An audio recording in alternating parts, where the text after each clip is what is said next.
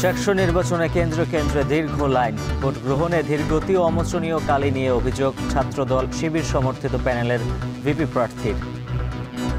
কয়েক মিনিটের ব্যবধানে কালিটা চলে যাচ্ছে, এটা আমার মনে হয় যে প্রার্থীদের জন্য সংখ্যার শুকনো কারচুপি কিংবা একজন ভোটার একাধিক ভোট প্রদানের কিন্তু একটা সম্ভাবনা তৈরি হয়েছে। 3 দাবিতে অনড় এমপি ও শিক্ষকরা দুপুরে শাহবাগ অবরোধ।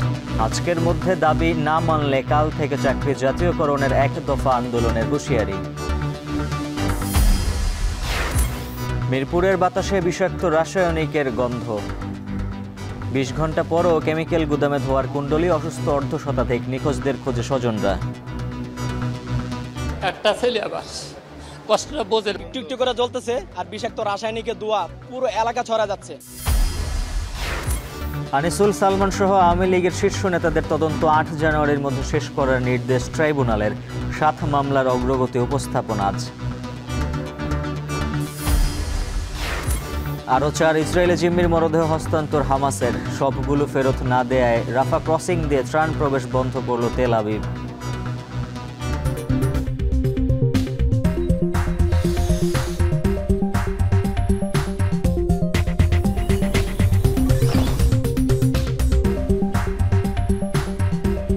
স্বাগত। এখন ঢাকায় পুরো আয়োজনের সঙ্গে আছে আমি উজ্জ্বল হাফিজ। উৎসবমুখর পরিবেশে অনুষ্ঠিত হচ্ছে চট্টগ্রাম বিশ্ববিদ্যালয়ের কেন্দ্রীয় ছাত্র সংসদ ও হল সংসদ নির্বাচনের ভোট গ্রহণ। দীর্ঘ ৩৫ বছর পর নির্বাচন হওয়ায় পছন্দের ছাত্র প্রতিনিধি নির্বাচন করতে চান শিক্ষার্থীরা। সকাল ৯টা থেকে বিশ্ববিদ্যালয়ের 5টি অনুষদে শুরু হয় ভোট গ্রহণ। 15টি হলের 15টি কেন্দ্রে এই ভোট গ্রহণ চলছে। 7টি কক্ষে বুথ রয়েছে 689টি। সকাল থেকে বিভিন্ন কেন্দ্রের সামনে ভোটারদের দীর্ঘ লাইন দেখা গেছে। নিয়ম মেনে একে একে ভোট দেন সাধারণ শিক্ষার্থী সহ বিভিন্ন প্যানেলের প্রার্থীরা। কেন্দ্রীয় হল সংসদ নির্বাচনে মোট 908 জন প্রার্থী বিভিন্ন পদের বিপরীতে প্রতিদ্বন্দ্বিতা করছেন। মোট ভোটার সংখ্যা প্রায় 27,000। এর মধ্যে প্রায় 40% নারী ভোটার রয়েছেন। চাকসুর ভোট গ্রহণ কেন্দ্র করে বাড়তি নিরাপত্তা ব্যবস্থা নেওয়া হয়েছে, বসানো হয়েছে সিসি ক্যামেরা। বিকেল 4টা পর্যন্ত চলবে ভোট গ্রহণ। তবে প্রয়োজনে নির্ধারিত সময়ের পরেও ভোট নেওয়া হবে বলে জানিয়েছে নির্বাচন কমিশন।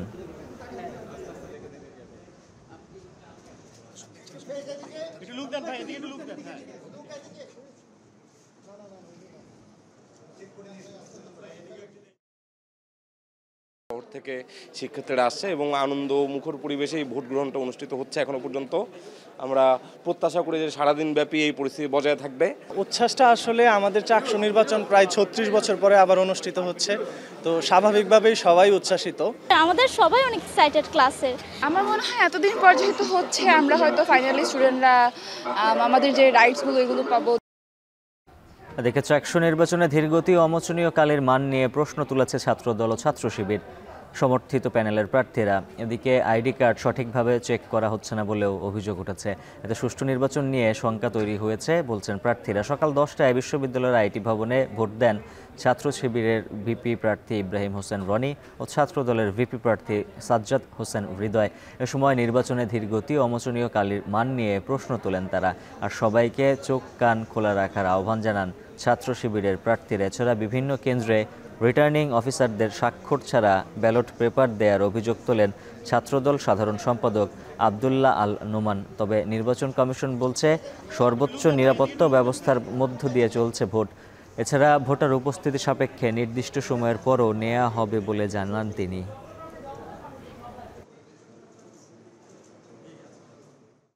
আমি ভোট দিয়ে আসছি, এই যে 5 মিনিট হয় না আমার হাতের কালি কিন্তু উঠে গেছে।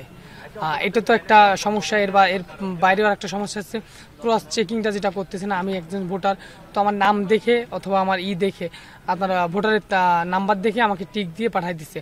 আইডি কার্ডের সঙ্গে যে ছবি ম্যাচ করবে এটাও করতেছে না। আমরা কালির ব্যাপারটা যে বিভিন্ন শিক্ষার্থী ভোটাররা আমাদের কাছে অভিযোগ দিচ্ছে, এখানে কিন্তু একটা শুকনো কারচুপি কিংবা একজন ভোটার একাধিক ভোট প্রদানের কিন্তু একটা সম্ভাবনা তৈরি হয়েছে। আমি মাত্র ভোট দিয়ে আসছি, এই যে দেখেন আপনারা নিজেরাই ক্যামেরায় নেন, এই যে কালি উঠে যাচ্ছে, মানে কয়েক মিনিটের ব্যবধানে কালিটা চলে যাচ্ছে। এটা আমার মনে হয় যে প্রার্থীদের জন্য সংখ্যার, আবার যারা ভোটার রয়েছেন তাদের জন্য সংখ্যার।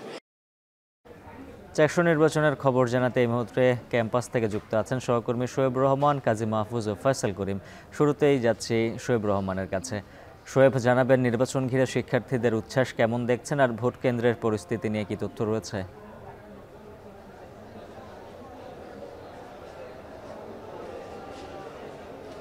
উজ্জ্বল, শিক্ষার্থীদের উচ্ছ্বাস আসলে আমার পেছনের যে চিত্র সেটি দেখলেই বোঝা যাচ্ছে। সকাল 9টার আগে থেকেই যারা ভোটার রয়েছেন তারা কেন্দ্রের বাইরে অপেক্ষা করছিলেন এবং 9:30 যখন ভোট গ্রহণ শুরু হয় এরপর থেকে প্রতিটি কেন্দ্রের যে কক্ষগুলো রয়েছে ভোট কক্ষ, সেই কক্ষগুলোর সামনে শিক্ষার্থীদের এমনই দীর্ঘ লাইন, দীর্ঘক্ষণ কিন্তু এই ভোটারদেরকে লাইনে দাঁড়িয়ে থাকতে হচ্ছে এবং দীর্ঘক্ষণ লাইনে দাঁড়িয়ে থেকে তারা তাদের ভোটাধিকার প্রয়োগ করছেন। বিশেষ করে এই যে তরুণ ভোটার তাদের অনেকেই কিন্তু প্রথম ভোট দিচ্ছেন এবং এই গণতান্ত্রিক প্রক্রিয়ায় বিশ্ববিদ্যালয়ে নিজেদের প্রতিনিধি নির্বাচনের যে প্রক্রিয়া সেটিতে উচ্ছ্বাস ভরেই কিন্তু তারা ভোট দিচ্ছেন। আমরা দেখেছি যে প্রতিটি কেন্দ্রের বাইরেই কিন্তু এই ধরনের ভিড় লক্ষ্য করা যাচ্ছে এবং কেন্দ্রের বাইরেও অসংখ্য শিক্ষার্থী বা ভোটার তারা কিন্তু আসছেন। বিশ্ববিদ্যালয়ের পক্ষ থেকে শহর থেকে যাতায়াতের জন্য 15টি বাসের ব্যবস্থা করা হয়েছে, 2টি বাড়তি শিডিউলের শাটল ট্রেন চলাচলের ব্যবস্থা করা হয়েছে এবং সেই যানবাহনগুলোতে করেও কিন্তু শহর থেকে প্রচুর শিক্ষার্থী ক্যাম্পাসে আসছেন এবং শিক্ষার্থীদের যে উপস্থিতি সেটি আসলেই আশাব্যঞ্জক বলা যায়। কেন্দ্রের পরিস্থিতি যদি বলি, প্রতিটি কেন্দ্রের সামনেই পর্যাপ্ত আইন শৃঙ্খলা বাহিনী মোতায়েন রয়েছে, যে কারণে কেন্দ্রে এখন পর্যন্ত কোনো ধরনের অপ্রীতিকর কোনো ঘটনার খবর কিন্তু আমাদের চোখে পড়েনি। তবে ভোট দানের যে প্রক্রিয়া সেখানে অমোচনীয় কালি নিয়ে প্রশ্ন উঠেছে কিছুটা এবং একই সাথে কয়েকটি কক্ষে আমরা দেখেছি যে প্রিজাইডিং অফিসার বা রিটার্নিং কর্মকর্তা স্বাক্ষর ছাড়াই ব্যালট পেপার প্রার্থীদের দেয়া হচ্ছে এবং ভোটারদের দেওয়া হচ্ছে, যেই কারণে কিন্তু সেটি নিয়েও কিন্তু যারা প্রার্থীরা রয়েছেন তাদের মাঝে কিন্তু ক্ষোভ সৃষ্টি হয়েছে।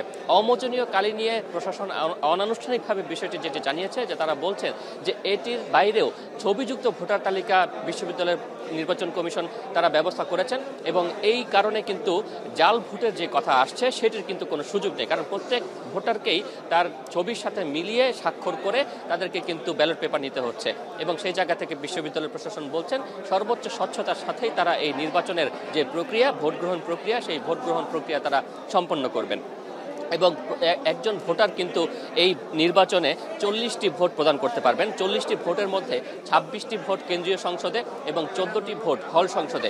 কেন্দ্রীয় সংসদ এবং হল সংসদের জন্য আলাদা আলাদা ব্যালট বাক্সের ব্যবস্থা করা হয়েছে এবং ভোটাররা সেই ব্যালট পেপারে বৃত্ত ভরাটের পর সেই ব্যালট পেপারটি ভাঁজ না করেই যে বাক্সগুলো রয়েছে নির্ধারিত বাক্সে তারা কিন্তু সেই ব্যালট পেপারগুলো ফেলছেন এবং প্রতিটি কেন্দ্রে আমরা দেখতে পাচ্ছি যে পোলিং এজেন্ট যারা রয়েছেন প্রার্থীদের পক্ষে তারাও কিন্তু দায়িত্ব পালন করছেন এবং তারা এই যে ভোটাররা যারা আসছেন তাদের ছবির সাথে মিলিয়ে তাদেরকে ব্যালট পেপার দেওয়া হচ্ছে কিনা কিংবা অননুমোদিত কেউ অথবা ভুয়া ভোটার এ ধরনের কেউ আসছে কিনা সেই বিষয়গুলো কিন্তু নির্বাচনী কর্মকর্তার সাথে সাথে যারা পোলিং এজেন্ট রয়েছেন তারাও কিন্তু সেই বিষয়গুলো যাচাই বাছাই করছেন এবং এইসবের মধ্য দিয়েই এখন পর্যন্ত সকাল 9:30টায় যেহেতু নির্বাচন শুরু হয়েছে, প্রায় 3 ঘন্টার মতো অতিবাহিত হতে চলল এবং ভোট গ্রহণে যেহেতু একজন ভোটারকে 40টি ভোট দিতে হচ্ছে কিছুটা সময় লাগছে এবং এই ভোট গ্রহণের সময় নিয়ে কিন্তু আমরা দেখেছি ছাত্র শিবিরের যিনি ভিপি প্রার্থী রয়েছেন ছাত্র শিবির প্যানেল থেকে তিনি কিছুটা অভিযোগ করেছেন যে যেই ভোট দানের যে গতি সেটি যাতে বাড়ানো হয়, কারণ প্রায় 27,500 ভোটার তাদের ভোটাধিকার প্রয়োগ করবেন, সেখানে এই গতিতে যদি ভোট চলে সেক্ষেত্রে ভোট গ্রহণেই আসলে দীর্ঘ সময় লেগে যেতে পারে, তেমন একটি সংখ্যা কিন্তু রয়েছে।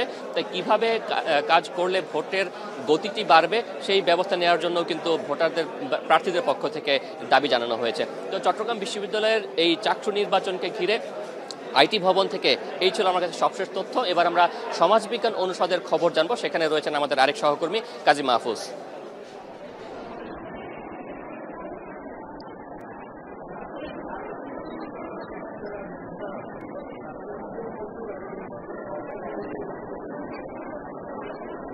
শোয়েব, ভোট দেওয়ার যে তীব্র আকাঙ্ক্ষা কিংবা ইচ্ছা সেটি কিন্তু আমরা দেখতে পাচ্ছি চট্টগ্রাম বিশ্ববিদ্যালয়ের আজকের এই কেন্দ্রীয় ছাত্র সংসদ নির্বাচনে।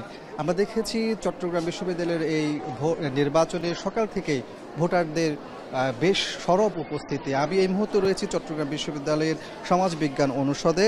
এই অনুষদে আমরা দেখেছি বেলা বাড়ার সাথে সাথে নারী ভোটারদের উপস্থিতি বাড়তে শুরু করেছে। আমরা দেখতে পাচ্ছি এই মুহূর্তে দীর্ঘ লাইনে দাঁড়িয়ে কিন্তু নারী ভোটাররা তাদের ভোট প্রয়োগ করার অপেক্ষায় রয়েছেন এবং তাদের অনেকের সাথে আমরা কথা বলেছি, তারা বলছেন জীবনের প্রথম ভোট, যার কারণে এক ধরনের এক্সাইটমেন্ট তাদের মধ্যে কাজ করছে এবং তাদের প্রিয় পছন্দের প্রতিনিধিকে তারা নির্বাচিত করবে, সেজন্য তারা উৎসাহ উদ্দীপনা নিয়েই মূলত এই ভোট কেন্দ্রে এসেছেন।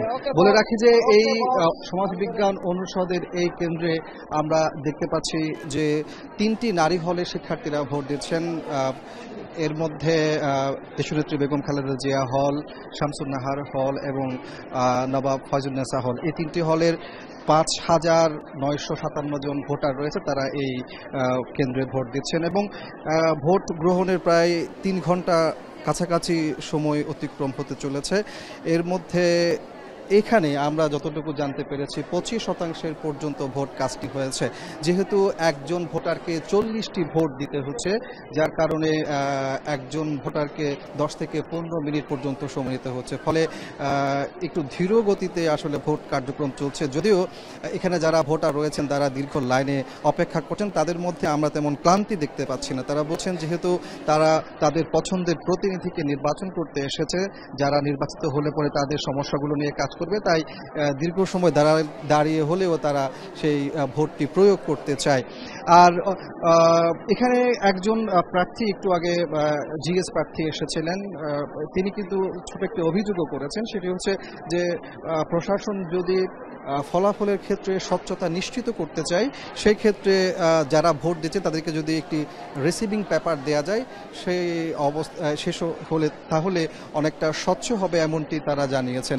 আরেকজন খালেদা জিয়া হলের প্রার্থী, দফতর সম্পাদক প্রার্থী, তিনিও এক ধরনের অভিযোগ করেছেন। বলছেন যে কিছু কিছু প্রার্থীর প্রতিনিধিরা এখানে যারা ভোটার রয়েছেন তাদেরকে লাইনে দাঁড়ানো অবস্থায় নম্বর লিখে দিচ্ছেন হাতের মধ্যে, এই অভিযোগটি তিনি করেছেন। যদিও প্রশাসন বলছে এমন কোনো অভিযোগ তাদের কাছে এখনো দৃশ্যমান হয়নি। তবে নির্বাচন কমিশনার যিনি আছেন, প্রধান নির্বাচন কমিশনার, তার সাথে আমরা কথা বলেছি। তিনি জানিয়েছেন যে সর্বোচ্চ নিরাপত্তা এবং ব্যবস্থাপনার মধ্য দিয়ে আজকের যে নির্বাচন সেটি অনুষ্ঠিত হচ্ছে এবং তারা একটি স্বচ্ছ নির্বাচন উপহার দিতে চায়, নিরপেক্ষ নির্বাচন উপহার দিতে চাই, সেটি কিন্তু তিনি বারবার বলেছেন।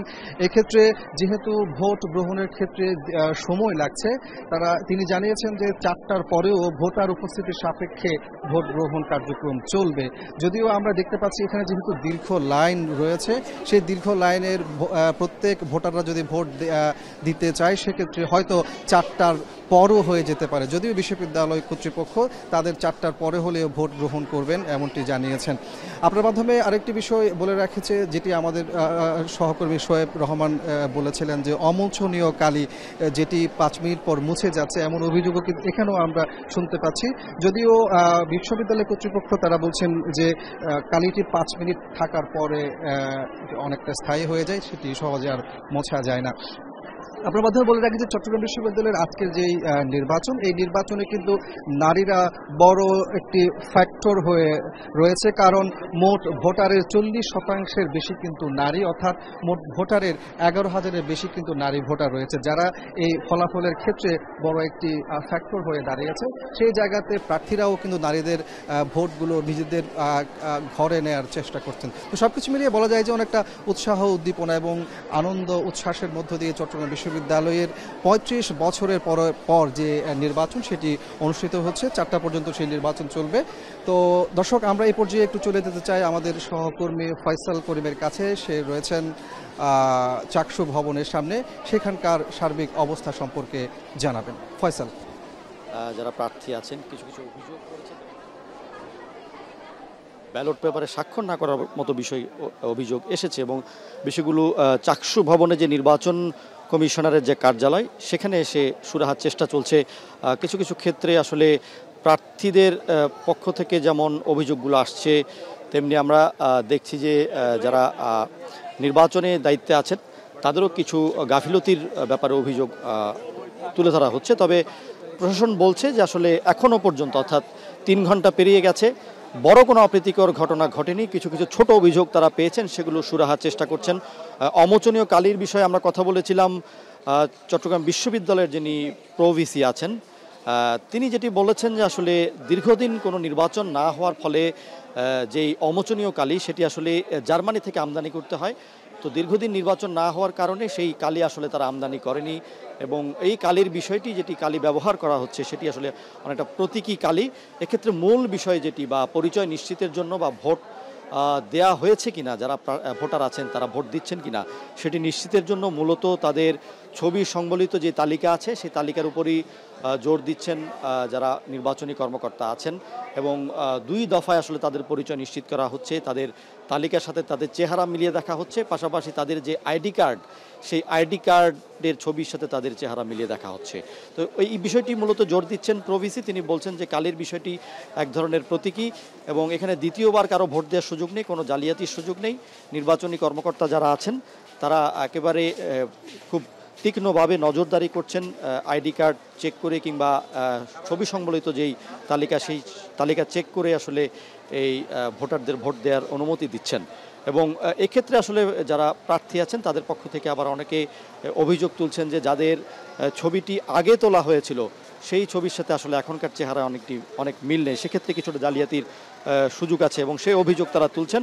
তবে সেই অভিযোগের বিষয়গুলো আসলে খতিয়ে দেখছেন নির্বাচনী কর্মকর্তারা এবং আমরা দেখছি যে আসলে চাকসু ভবনের সামনে এই নির্বাচন ঘিরে উৎসবের আমেজ চোখে পড়ছে, ব্যস্ততা আছে, প্রচুর শিক্ষার্থী আসছেন, তারা ভোট দেওয়ার পর চাকসু ভবনের সামনে তাদের আঙুল তুলে ধরে এক ধরনের ছবি তোলার চেষ্টা করছেন এবং ৩৫ বছরের যেই আকাঙ্ক্ষা, যেই প্রত্যাশা, সেই প্রত্যাশার আসলে বাস্তব যেই প্রতিফলন সেটি তারা দেখছেন এবং এই ভোরের বা এই সকালের অপেক্ষায়, এই দিনের অপেক্ষায় তারা ছিলেন এবং আজকে ৩৫ বছর পর সেই একটি দিন তারা পেয়েছেন এবং এই প্রজন্মের যারা শিক্ষার্থী আছেন তারা নিজেদেরকে সৌভাগ্যবান মনে করছেন। আর ক্যাম্পাস জুড়ে আমরা দেখছি কোনো ধরনের অপ্রীতিকর ঘটনা ঘটেনি, অভিযোগ থাকলেও কোনো দল মত বা কোনো বিবাদমান পক্ষের মধ্যে কোনো ধরনের অপ্রীতিকর ঘটনার খবর আমরা পাইনি এবং ক্যাম্পাস জুড়ে আসলে নিরাপত্তার জন্য ১২০০-র মতো আইনশৃঙ্খলা বাহিনী মোতায়েন করা আছে। উৎসবের আমেজে চলছে চাকসু নির্বাচনের ভোট গ্রহণ, সে বিষয়ে বিস্তারিত জানাচ্ছিলেন সহকর্মীরা। এদিকে রাকসু নির্বাচনে শেষ সময়ের প্রস্তুতি নিচ্ছে নির্বাচন কমিশন। সকাল থেকে গুরুত্ব পাচ্ছে নিরাপত্তা জোরদারের বিষয়।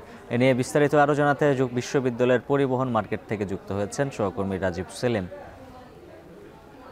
জানাবেন নির্বাচনের প্রস্তুতি কেমন দেখছেন, পাশাপাশি নির্বাচন কমিশন ও আইন শৃঙ্খলা বাহিনীর পক্ষ থেকে কি বলা হচ্ছে?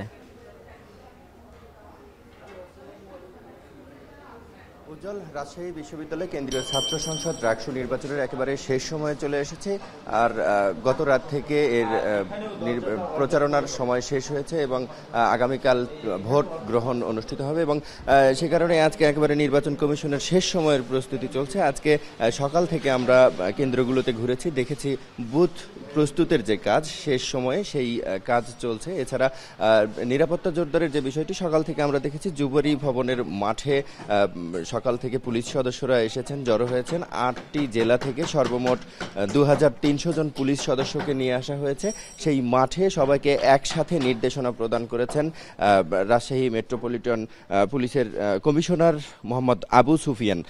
তিনি তাদেরকে ভোট গ্রহণের সময় নিরাপত্তার জন্য যাবতীয় নির্দেশনা প্রদান করেছেন এবং সেই সাথে আমরা আরও লক্ষ্য করেছি যে এই নির্বাচন কমিশনের একেবারে শেষ সময়ের যে প্রস্তুতি, সেই প্রস্তুতির মধ্যে বুথ নির্মাণের পাশাপাশি আইন শৃঙ্খলা পরিস্থিতি যেন ঠিক থাকে সেই বিষয়গুলো তারা পরিদর্শন করছেন। নির্বাচন কমিশনার যারা রয়েছেন তারা আসছেন, বুথগুলোতে ঘুরছেন, দেখছেন। 17টি কেন্দ্রে সব মিলিয়ে 990টি বুথ প্রস্তুত করা হচ্ছে, যেখানে ভোট প্রদান করবেন 29,000-এর মতো, প্রায় 29,000 শিক্ষার্থী ভোট প্রদান করবেন এবং তারা সবাই এখানে 6টি ব্যালটে 43টি ভোট প্রদান করবেন এক একজন ভোটার। তাতে করে নির্বাচন কমিশনের হিসাব মতে তারা বলছেন যে প্রত্যেকটি ভোটারের সময় লাগবে 10 মিনিট। সে কারণে বুথের সংখ্যা কিছুটা বাড়ানো হয়েছে, বুথ সব মিলিয়ে 990টি। যেহেতু একজন শিক্ষার্থীকে 43টি ভোট প্রদান করতে হবে, সে কারণেই বুথের সংখ্যা স্বাভাবিকভাবে বাড়ানো হয়েছে। আর সব শেষে যে সিদ্ধান্তটি হয়েছে যে চিরকুট নেওয়া যাবে কিনা, ভেতরে তারা নাম বা ভোটার নাম্বার নিয়ে যেতে পারবেন কিনা, এই বিষয়টি নির্বাচন কমিশন সবশেষ একেবারে সিদ্ধান্ত দিয়েছেন যে তারা চিরকুট নিয়ে প্রবেশ করতে পারবেন, তবে বুথে যেন চিরকুট রেখে না যান সে বিষয়টি সংশ্লিষ্টদেরকে খেয়াল রাখতে বলেছেন, যে বুথ যেন পরিষ্কার থাকে, বুথ থেকে যেন নিজ দায়িত্বে সেই চিরকুট সাথে করে ভোটাররা নিয়ে যান, এই বিষয়ে নির্দেশনা দিয়েছেন। এই ছিল আমার কাছে রাকসু নির্বাচনের সব শেষ খবর। উজ্জ্বল। রাকসু নির্বাচনের প্রস্তুতির খবর জানাচ্ছিলেন রাজীব সেলিম। বাড়ি ভাড়া, চিকিৎসা ভাতা সহ 3 দাবিতে সারা দেশে কর্মবিরতি পালন করছেন বেসরকারি এমপিওভুক্ত শিক্ষকরা। আজকের মধ্যে দাবি না মানলে কাল থেকে 1 দফা আন্দোলনের হুঁশিয়ারি দিয়েছেন তারা। আন্দোলনের আরও খবর জানাতে এই মুহূর্তে কেন্দ্রীয় শহীদ মিনার থেকে যুক্ত আছেন সহকর্মী বাইজিদ সাদ, সিলেট থেকে সন্দীপন শুভ। শুরুতেই সাদ, শাহবাগ ব্লকেট কর্মসূচি শুরু হয়েছে কিনা আর শিক্ষকদের পরবর্তী কর্মসূচি সম্পর্কে আর কি তথ্য রয়েছে জানাবেন।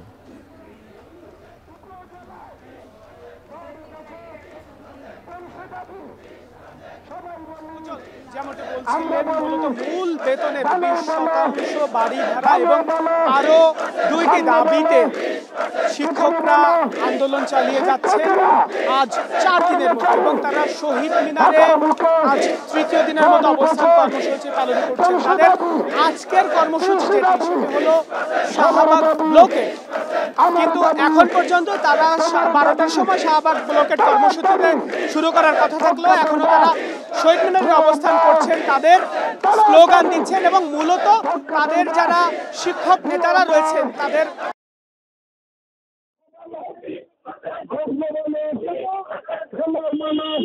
উপরেই নির্ভর করছে। মূলত এই 3টি দাবি, 20% বাড়ি ভাড়া, 1500 টাকা স্বাস্থ্য ভাতা এবং 75% উৎসব ভাতা, এই 3টি দাবিতে তারা রবিবার প্রেস ক্লাবের সামনে অবরোধ কর্মসূচি পালন করছিলেন। ঠিক সেই সময় পুলিশ তাদের উপরে অতর্কিতভাবে হামলা চালায় বলে তারা অভিযোগ করেছেন। তাদের উপরে সাউন্ড গ্রেনেড নিক্ষেপ করা হয় এবং লাঠিচার্জ করা হয় এবং সেখান থেকে কয়েকজনকে আটক করা হয় এবং বেশ কয়েকজন আহত হয়, এবং এর প্রতিবাদেই মূলত শহীদ মিনারে তারা টানা 3 দিনের মতো অবস্থান কর্মসূচি পালন করছেন। পাশাপাশি সারা দেশে কর্মবিরতিও কিন্তু চলছে। একযোগে 30,000-এরও বেশি শিক্ষা প্রতিষ্ঠানে কিন্তু কর্মবিরতি চলছে এবং তারা বলছেন তাদের এই দাবি সেটি যৌক্তিক, সেই যৌক্তিক দাবির মেনে নিতে সরকারের প্রজ্ঞাপনের দাবি জানিয়েছিলেন তারা। এজন্য গতকাল সচিবালয়, মার্চ টু সচিবালয় কর্মসূচি পালন করেন, কিন্তু সচিবালয়ের ঠিক আগে সেখানে কিন্তু পুলিশের ব্যারিকেডের মুখে পড়েন এবং তারা সেখানে অবস্থান নেন এবং সেখানেই বসে পড়েন। পরবর্তীতে তারা শহীদ মিনারে আসেন এবং তারা বলেন যে তাদের যে দাবি সেটি মেনে না নেওয়া হলে তারা শাহবাগ ব্লকের কর্মসূচি পালন করবেন। এবং এই যেই দাবিগুলো রয়েছে এই দাবিতে কিন্তু সারা দেশেই মূলত শিক্ষকরা কর্মবিরতি পালন করছেন এবং বিভিন্ন ধরনের কর্মসূচি কিন্তু রয়েছে। এবং সেই কর্মসূচির খবর জানাতে এবার আমরা চলে যেতে চাই সিলেটে। সেখানে রয়েছেন আমাদের সহকর্মী সন্দীপন শুভ। শুভর কাছে চলে যেতে চাই, একটু জানাবেন শুভ যে সিলেটের দি এইডেড হাই স্কুলে ঢাকার মতোই কিন্তু সেখানে কি কি কর্মসূচি রয়েছে? মুহূর্তে আমরা সিলেটে যে স্কুলটিতে রয়েছি সেখানেও কিন্তু কর্মবিরতি পালিত হচ্ছে এবং 3য় দিনের মতো 3 দফা দাবিতে কিন্তু এই কর্মবিরতিটি পালিত হচ্ছে। এবং আমি যদি আজকের চিত্রটি আপনাকে বলি সেক্ষেত্রে কিন্তু বাড়ি ভাড়া 20% বৃদ্ধির দাবিতে যে 3 দিন আগে কর্মবিরতিটি শুরু হয়েছিল, অর্থাৎ 12 তারিখে ঘোষণা দেওয়া হয় এবং 13 তারিখ থেকে কিন্তু পূর্ণ কর্মবিরতি পালন করছেন এখানকার শিক্ষকরা।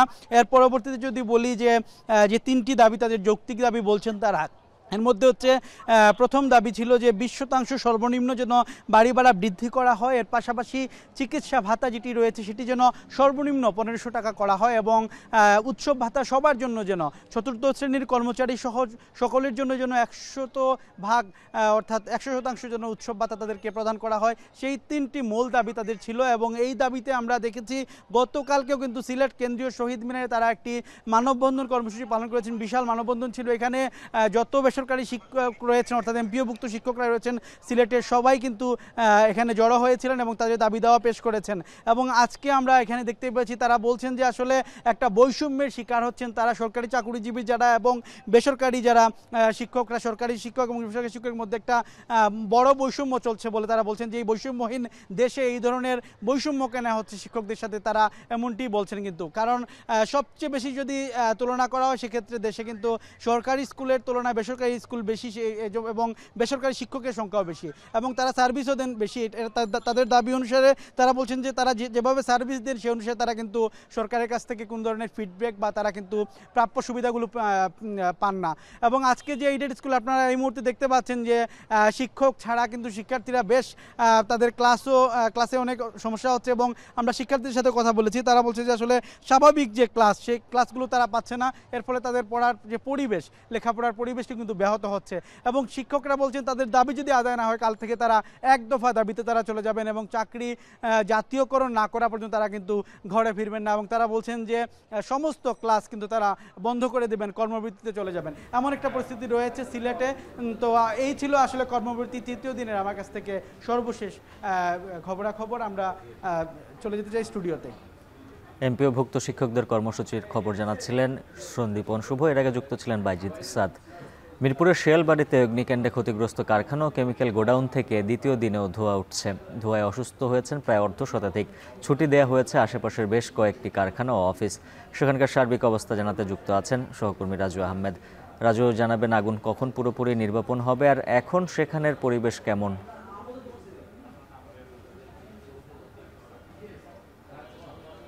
উজ্জ্বল, এখনকার পরিবেশ যদি জানাই, কিছুক্ষণ আগে এখানে ফায়ার সার্ভিসের একটি দল তারা কেমিক্যাল স্যুট এবং অক্সিজেন সিলিন্ডার নিয়েই আসলে ভেতরে প্রবেশ করার চেষ্টা করেছে। তারা যে গোডাউনটি রয়েছে অর্থাৎ কেমিক্যাল গোডাউন, সেই কেমিক্যাল গোডাউনের যে প্রবেশ পথ সেটি মূলত ভেঙে প্রবেশ করে ভেতরে যে ধোঁয়াগুলো রয়েছে সেগুলো বের করে দেওয়ার চেষ্টা করেছে। এখন আসলে ফায়ার সার্ভিসের কাজ কিছুটা স্থগিত রয়েছে, তারা এখন কিছুটা বিরতি নিয়েছে। তবে কিছুক্ষণ আগে কিন্তু এখানে বেশ তৎপরতা চলেছে তাদের কাজের। তারা চেষ্টা করছে যে ভেতরে যে ধোঁয়াগুলো রয়েছে সেগুলো যেন আশেপাশে ছড়িয়ে না যায় আর সেগুলো যেন খুব সহজে বের করে নিয়ে আসা যায়। একই সঙ্গে ফায়ার সার্ভিসের পক্ষ থেকে আনুষ্ঠানিকভাবে সকাল থেকে এখন পর্যন্ত কোনো বক্তব্য দেওয়া যায়নি, আমরা পাইনি। মূলত আসলে তাদের থেকে কোনো বক্তব্য আমরা এখন পর্যন্ত পাইনি। বারবারই যোগাযোগ করেছে যে সবশেষ পরিস্থিতি কি। তারা বলছে যে তারা কিছুক্ষণের মধ্যে ডাম্পিংয়ের কাজটা শুরু করবে এবং এই যেহেতু কেমিক্যাল রয়েছে তারা একটু সময় নিয়ে মূলত কাজটি করার চেষ্টা করছে। সেই সঙ্গে উজ্জ্বল, আপনাকে যদি জানাই যে এই মুহূর্তে যে 16টি মরদেহ আসলে এখান থেকে উদ্ধার করা হয়েছিল গতকাল, সেই 16টি মরদেহ এখন পর্যন্ত ঢাকা মেডিকেল কলেজ হাসপাতালে রয়েছে এবং 10টি মরদেহ প্রাথমিকভাবে বিভিন্ন উপকরণ, পোশাক এবং হাতের আংটি বা শরীরের বিভিন্ন চিহ্ন দেখে কিন্তু প্রাথমিকভাবে শনাক্ত করা গেছে এবং যে আরও যে 6টি মরদেহ রয়েছে সেই 6টি মরদেহ কিন্তু একেবারেই যদি বলতে চাই যে ডিএনএ টেস্ট ছাড়া আসলে তাদেরকে শনাক্ত করা সম্ভব নয় বলে কিন্তু বার্ন ইনস্টিটিউট থেকে জানানো হয়েছে। ফলে যে 16টি মরদেহ রয়েছে সেগুলোর একটিও এখন পর্যন্ত হস্তান্তর করা হয়নি। আর এখানে কিন্তু নিখোঁজ যারা রয়েছেন তাদের স্বজনরা সকাল থেকে আসছেন, তারা খোঁজ খবর নিচ্ছেন এবং একই সঙ্গে তারা হাজারিও করেছেন। বেশ কয়েকজন গতকাল থেকে এখন পর্যন্ত বিভিন্ন স্থানে তারা ঘুরেছেন স্বজনদের খোঁজে। হাসপাতাল থেকে শুরু করে অন্যান্য জায়গাগুলোতে তারা গিয়েছেন, গিয়ে কিন্তু খোঁজ খবর নেওয়ার চেষ্টা করেছেন, কিন্তু মূলত তারা এই খোঁজ না পেয়ে কিন্তু তারা এখানে সব বিভিন্ন অভিযোগ করেছেন। এই ছিল আসলে উজ্জ্বল আমার কাছে সবশেষ। রোমে 2 দিনের রাষ্ট্রীয় সফর শেষে দেশে ফিরেছেন প্রধান উপদেষ্টা ডক্টর মোহাম্মদ ইউনূস। বুধবার সকাল 8:20 বিমান বাংলাদেশ এয়ারলাইন্সের একটি ফ্লাইটে হযরত শাহজালাল আন্তর্জাতিক বিমানবন্দরে পৌঁছান প্রধান উপদেষ্টা ও তার সফর সঙ্গীরা। সফরকালে প্রধান উপদেষ্টা ওয়ার্ল্ড ফুড ফোরামের ফ্ল্যাগশিপ ইভেন্টের উদ্বোধনী অনুষ্ঠানে যোগ দেন। এছাড়া রোম সফরে ডক্টর ইউনূস বিভিন্ন আন্তর্জাতিক সংস্থা ও কূটনৈতিক প্রতিনিধিদের সাথে দ্বিপক্ষীয় বৈঠকে অংশ নেন। বৈঠকে বাংলাদেশে চলমান প্রশাসনিক কার্যক্রম, গণতান্ত্রিক অগ্রযাত্রা ও অর্থনৈতিক সংস্কার বিষয়েও মতবিনিময় করেন ডক্টর ইউনূস।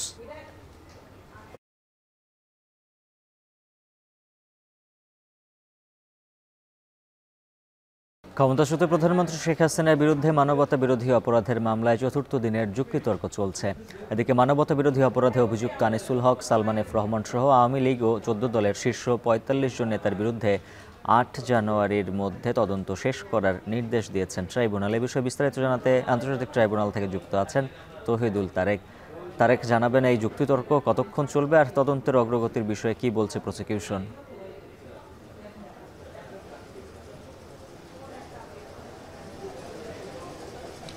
উজ্জ্বল, যে বিষয়টি আপনি শুরুতে উল্লেখ করেছেন যে যুক্তিতর্ক চতুর্থ দিনের মতো চলছে এবং এই বিষয়টি যদি একটু বিস্তারিত বলি যে আজকে শুরুতে কিন্তু এই যুক্তিতর্ক শুরুর আগে যে মানবতা বিরোধীর অপরাধের যে অভিযোগ সেই অভিযোগে আওয়ামী লীগ এবং 14 দলের যে শীর্ষ সারির নেতাকর্মীরা রয়েছে তাদের বিরুদ্ধে তদন্তের যে অগ্রগতি সেই অগ্রগতি নিয়ে কিন্তু ট্রাইব্যুনাল 1-এ প্রসিকিউশন তাদের বক্তব্য তুলে ধরে এবং এই তদন্ত আগামী জানুয়ারি মাসের 8 তারিখের মধ্যে জমা দেওয়ার কিন্তু নির্দেশ দেয় ট্রাইব্যুনাল 1। এরপরে কিন্তু শেখ হাসিনার মামলার যে যুক্তিতর্ক সেই যুক্তিতর্ক শুরু হয় এবং যুক্তিতর্কে গতকালকে যে প্রমাণগুলো প্রসিকিউশন ট্রাইব্যুনালের সামনে তুলে ধরেছে সেই প্রমাণগুলোর ফরেন্সিক রিপোর্ট এবং এর যে সত্যতা রয়েছে সেই সত্যতাগুলো তুলে ধরার চেষ্টা করা হচ্ছে এবং তদন্তের এই মুহূর্তে যদি তদন্তের বিষয়গুলো একটু উল্লেখ করি যে শীর্ষ নেতারা আটক অবস্থায় রয়েছেন এবং তাদের বিরুদ্ধে মানবতা বিরোধী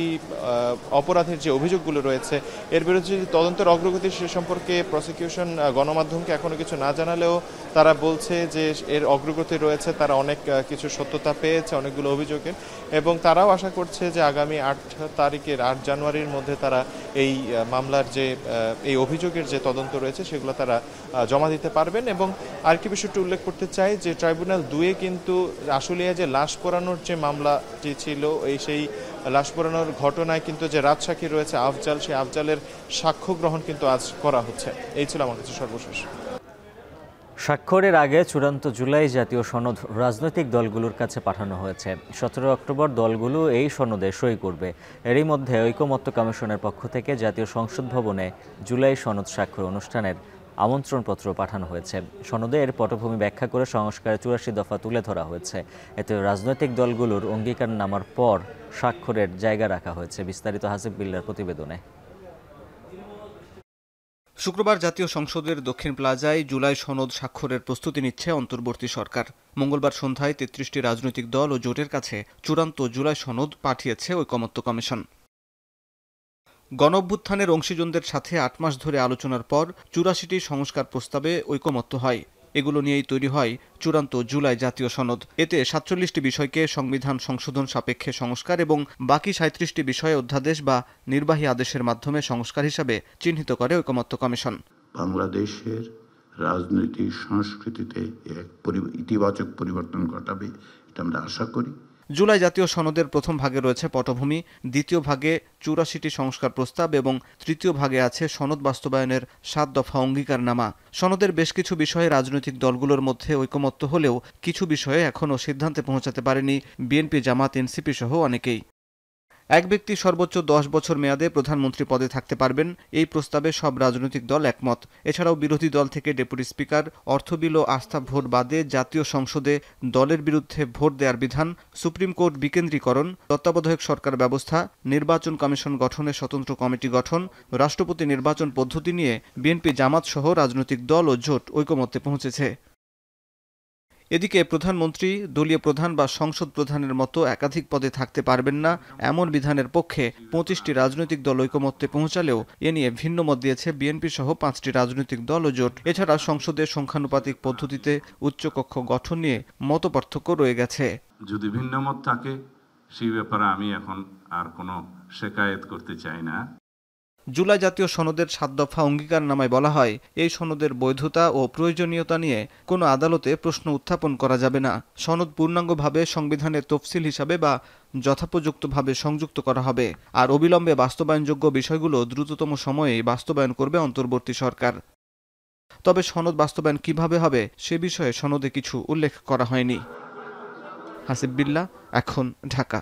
চট্টগ্রামের হাটহাজারীতে দুর্বৃত্তের ছুরিকাঘাতে আহত ছাত্রদল কর্মী তানজিম হোসেন মারা গেছেন। এর আগে একই ঘটনায় ছাত্রদলের আরেক নেতা ওপি দাস নিহত হন। সকালে চট্টগ্রাম মেডিকেল কলেজ হাসপাতালে চিকিৎসাধীন অবস্থায় মৃত্যু হয় তানজিম হোসেনের। হাটহাজারী থানার ওসি জানান, মঙ্গলবার সন্ধ্যায় চিকনদন্ডি বাজার এলাকার একটি দোকানে ওপি দাস আড্ডা দিচ্ছিলেন। এই ঘটনায় এ সময় কয়েকজন যুবকের সঙ্গে কথা কাটাকাটি হয়। এক পর্যায়ে হাতাহাতিতে জড়ালে ওপি দাস ও তানজিমকে এলোপাতাড়ি ছুরিকাঘাত করে পালিয়ে যায় তারা। পরে স্থানীয়রা দুইজনকে উদ্ধার করে হাসপাতালে নিলে মৃত্যু হয় ওপি দাসের। আর সকাল 7টার দিকে মারা যান গুরুতর আহত তানজিম হোসেন। যুদ্ধবিরতির প্রথম ধাপ অনুযায়ী 4 ইসরায়েলি জিম্মির মরদেহ হস্তান্তর করেছে হামাস, তবে নির্ধারিত সময়ের মধ্যে সব মরদেহ হস্তান্তর করতে না পারায় গাজায় ত্রাণবাহী ট্রাক প্রবেশের ক্ষেত্রে নতুন করে কঠোরতা আরোপ করেছে ইসরায়েল। এদিকে যুদ্ধবিরতির দ্বিতীয় ধাপ অনুযায়ী হামাস অস্ত্র ত্যাগ না করলে বাধ্য করা হবে বলে হুঁশিয়ারি দিয়েছেন মার্কিন প্রেসিডেন্ট ডোনাল্ড ট্রাম্প। আরও জানাচ্ছেন অর্ণব প্রসাদ। এ যেন শেষ হয়েও হলো না শেষ। যুদ্ধবিরতি কার্যকর হওয়ায় ইসরায়েলি হামলা থেকে মুক্তি মিললেও ক্ষুধার যন্ত্রণা থেকে রেহাই পাচ্ছে না যুদ্ধবিধ্বস্ত গাজাবাসী। সময়সীমার মধ্যে হামাস 20 ইসরায়েলি জিম্মির মরদেহ হস্তান্তর করতে না পারায় রাফা ক্রসিং না খোলার সিদ্ধান্ত নিয়েছে তেল আবিব। পাশাপাশি বুধবার থেকে গাজায় প্রতিদিন 300টি ট্রাক প্রবেশের অনুমতি দিয়েছে ইসরায়েলি কর্তৃপক্ষ। যুদ্ধবিরতির প্রথম ধাপ অনুযায়ী মঙ্গলবার 4 ইসরায়েলি জিম্মির মরদেহ হস্তান্তর করেছে হামাস। রেড ক্রসের মাধ্যমে মরদেহগুলো গ্রহণ করেছে ইসরায়েলি কর্তৃপক্ষ। এখন পর্যন্ত 8টি মরদেহ তেল আবিবে ফেরত পাঠানো হয়েছে। এদিকে হামাস অস্ত্র ত্যাগ না করলে তাদেরকে বাধ্য করা হবে, হোয়াইট হাউসে এমন হুঁশিয়ারি জানিয়েছেন Donald Trump. We have told them we want to disarm and they will disarm. And if they don't disarm, we will disarm them. And it'll happen quickly and perhaps violently. And I spoke to Hamas and I said, you're going to disarm, right? Yes, sir, we're going to disarm. এদিকে টেলিভিশনে দেয়া সাক্ষাৎকারে Israeli প্রধানমন্ত্রী কথা বলেন গাজা যুদ্ধবিরতির দ্বিতীয় ধাপ নিয়ে। তার প্রত্যাশা এই ধাপে শান্তিপূর্ণভাবে অস্ত্র সমর্পণ করবে হামাস, আর এটি না হলে গাজায় স্থায়ীভাবে শান্তি নিশ্চিত হওয়া বাধার মুখে পড়বে বলে ইঙ্গিত দিয়েছেন নেতানিয়াহু। অর্ণব প্রসাদ, এখন বিশ্ব। এখন ঢাকা শেষ করার আগে শিরোনামগুলো জানিয়ে দিচ্ছে আরও একবার। চাকসু নির্বাচনে কেন্দ্রে কেন্দ্রে দীর্ঘ লাইন, ভোট গ্রহণে ধীরগতি ও অমোচনীয় কালি নিয়ে অভিযোগ ছাত্রদল শিবির সমর্থিত প্যানেলের ভিপি প্রার্থী। কয়েক মিনিটের ব্যবধানে কালিটা চলে যাচ্ছে, এটা আমার মনে হয় যে প্রার্থীদের জন্য সংখ্যার শুকনো কারচুপি কিংবা একজন ভোটার একাধিক ভোট প্রদানের কিন্তু একটা সম্ভাবনা তৈরি হয়েছে। 3 দাবিতে অনড় এমপি ও শিক্ষকরা, দুপুরে শাহবাগ অবরোধ। আজকের মধ্যে দাবি না মানলে কাল থেকে চাকরি জাতীয়করণের 1 দফা আন্দোলনের হুঁশিয়ারি। মিরপুরের বাতাসে বিষাক্ত রাসায়নিকের গন্ধ, 20 ঘন্টা পরও কেমিক্যাল গুদামে ধোয়ার কুণ্ডলী। অসুস্থ অর্ধশতাধিক নিখোঁজদের খোঁজে স্বজনরা। একটা ছেলে আবার কষ্টটা বোঝেন, একটু একটু করে জ্বলতেছে আর বিষাক্ত রাসায়নিকের ধোঁয়া পুরো এলাকা ছড়া যাচ্ছে। আনিসুল সালমান সহ আওয়ামী লীগের শীর্ষ নেতাদের তদন্ত 8 জানুয়ারির মধ্যে শেষ করার নির্দেশ ট্রাইব্যুনালের। 7 মামলার অগ্রগতি উপস্থাপন আজ। আরও 4 ইসরায়েলি জিম্মির মরদেহ হস্তান্তর হামাসের, সবগুলো ফেরত না দেয়ায় রাফা ক্রসিং দিয়ে ত্রাণ প্রবেশ বন্ধ করল তেল আবিব। আর এই ছিল এখন ঢাকার আয়োজনে। পরবর্তী আয়োজনে এখন 4 দিক।